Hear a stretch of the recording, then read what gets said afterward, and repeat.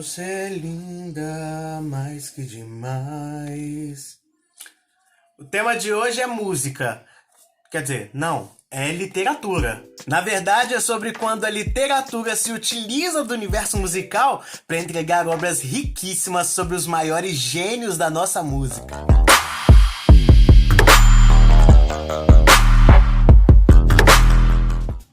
A gente começa com Verdade Tropical, escrito pelo Caetano Veloso. Muito mais do que uma biografia, esse livro, na verdade, é o olhar de um poeta sobre o passar dos tempos e também sobre as diferentes formas de manifestações culturais presentes no nosso país. Mas é lógico que o eixo central do livro é realmente o tropicalismo, um movimento que foi liderado pelo Caetano, juntamente ali de Gilberto Gil, Tom Zé, Os Mutantes com a Rita Lee, vários artistas que fizeram uma verdadeira revolução musical em meio aos anos de ditadura.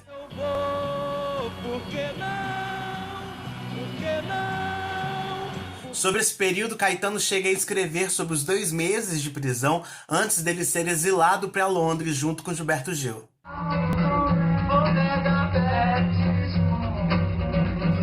Um fato curioso que o Caetano confessa desses 2 anos e meio é que durante esse período ele não foi em nenhuma peça de teatro, nenhum concerto de música, não entrou em nenhuma livraria, biblioteca e só foi no museu logo quando ele estava indo embora pro Brasil já.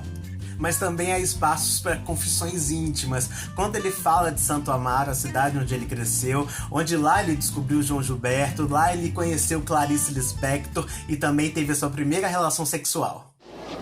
Adeus, meu Santo Amaro, que dessa terra vou me ausentar.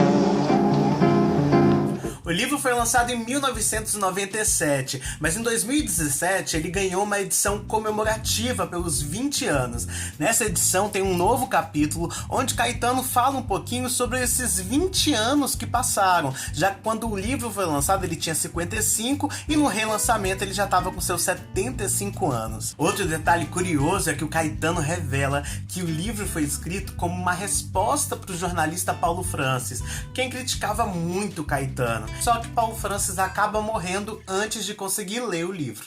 Então, quando Paulo Francis, com aquele tom de bicha amarga, vem responder de Nova York, onde ele fica bebendo uísque, entendeu? Quer esculhambar comigo, sem me conhecer, contando uma história mentirosa sobre mim, sobre a entrevista com Mick Jagger, sobre a minha vida, ele está sendo 1 milhão de vezes injusto. Entendeu? Nessa nova versão, Caetano escreve um novo prefácio onde ele brinca com o leitor. Ele fala que se você quiser, pode parar de ler aquele texto ali mesmo e pular pro último parágrafo. Daí, se você não quisesse ler o livro completamente, você pulava pro capítulo Narciso em Férias. E só então, se você gostasse do que leu, voltava no início e lia o livro todo. Mas posso te dar uma dica? Lê tudo. Resumindo, é um livro precioso, escrito sobre a história da nossa música, do nosso país e sob o olhar de um dos maiores gênios da cultura do Brasil. Caetano Veloso.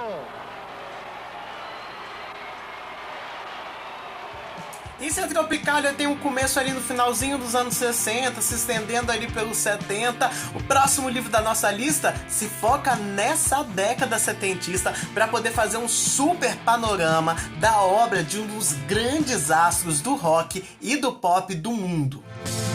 This is Major Tom to ground control.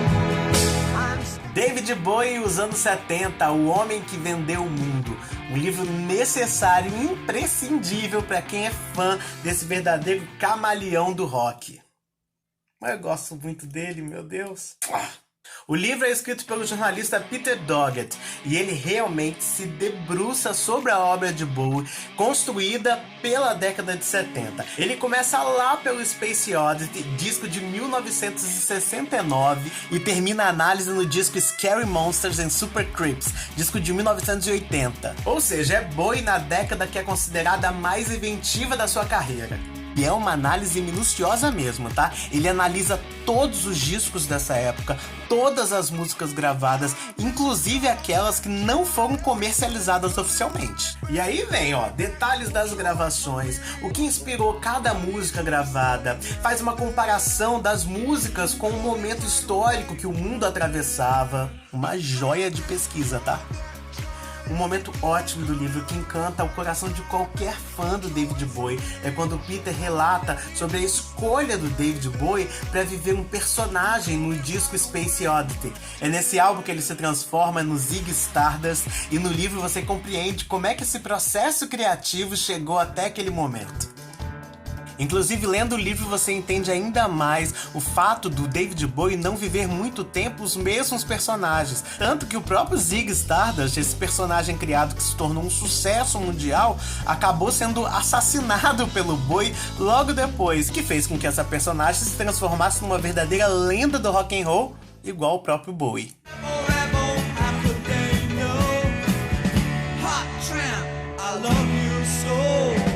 Existem, claro, outros livros que falam sobre a vida do David Bowie, mas todos focando muito na vida pessoal, principalmente no envolvimento com as drogas. Mas em Um Homem que Vendeu o Mundo, isso não é realidade. A realidade é que o livro é essencialmente sobre a música do artista, para que a gente possa conhecer um pouco mais o processo criativo do David Bowie e como é que ele pôde revolucionar a história da música, sendo nos anos 70 ou nos outros anos que se seguiram.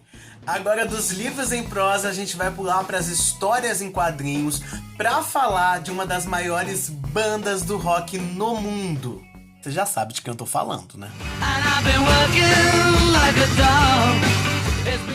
Mas essa história é com os Beatles, mas não exatamente sobre os Beatles. Em O Quinto Beatle, a história de Brian Epstein, a gente fica conhecendo um pouco mais sobre o cara que descobriu, empresariou e transformou os Beatles no fenômeno pop mundial que a gente conhece.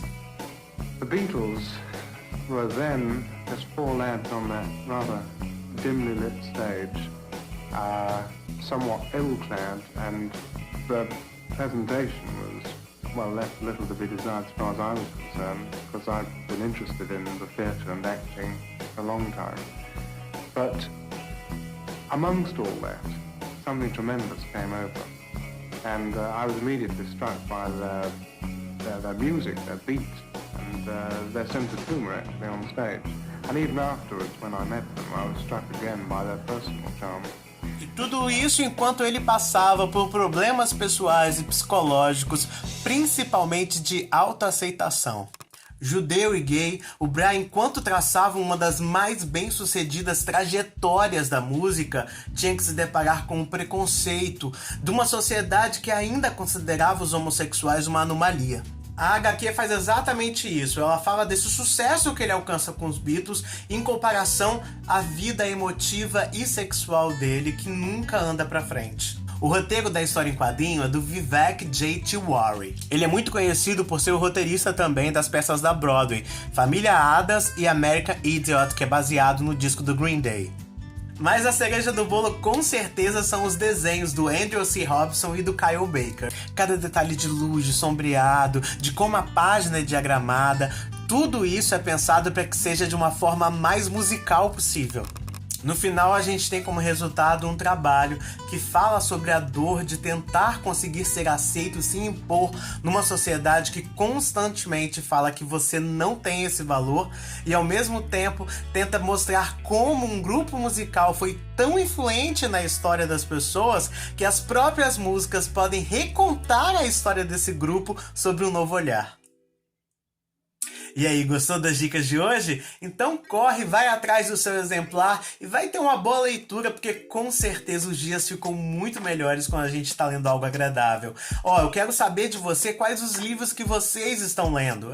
Me dá uma dica, fala qual livro você quer que eu comente aqui toda semana também. Quem sabe é um livro que eu nem conheço ainda, aí eu vou poder ler, me divertir e depois comentar junto com você. Tô esperando então a sua dica e aproveito para te fazer um convite para você dar uma olhada nos meus outros vídeos aí no IGTV. Eu fico por aqui te desejando uma ótima leitura e a gente se encontra no próximo vídeo.